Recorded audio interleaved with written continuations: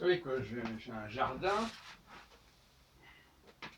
dans ma cour que j'ai filmé à plusieurs reprises, vous pouvez le trouver sur internet, sur YouTube. Et le jardinier, il doit regarder tous les jours ce qui se passe dans son jardin. Les nouvelles pousses, les choses qui se sont fanées, et il doit intervenir pour favoriser l'écosystème, le système global, qui est ainsi constitué par ce jardin, dont l'unité est factice évidemment, mais elle est le fait du jardinier. Les plantes elles-mêmes ayant des origines et des sorts très divers.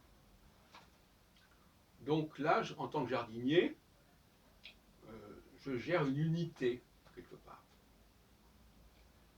Mais cette unité exige de supprimer les feuilles mortes, de supprimer les branches mortes, les tiges mortes, de façon à maintenir la qualité de l'ensemble. Et on pourrait effectivement prendre la comparaison au niveau politique, au niveau du gouvernement.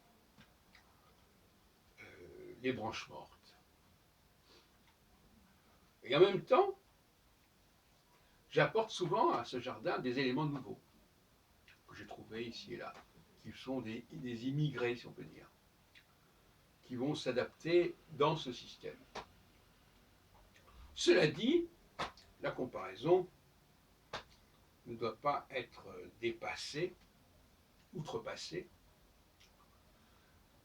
Ce qui se passe entre les humains n'est pas forcément du même ordre que ce qui se passe entre les plantes. Quand je dis entre les plantes, d'ailleurs, c'est insuffisant, puisque parfois j'apporte des éléments qui ne sont pas de l'ordre du végétal, des objets. Il y a quelque temps, j'avais mis un éléphant en porcelaine, qui est toujours là d'ailleurs. Donc il y a aussi cette présence de l'objet matériel, fabriqué, et de la plante qui, elle, est naturelle, si on peut dire. Même si les plantes vont faire l'objet de toutes sortes de manipulations et de greffes, etc. Le nain de jardin, par exemple, illustre bien cette présence artificielle de la production humaine au milieu d'un ensemble végétal.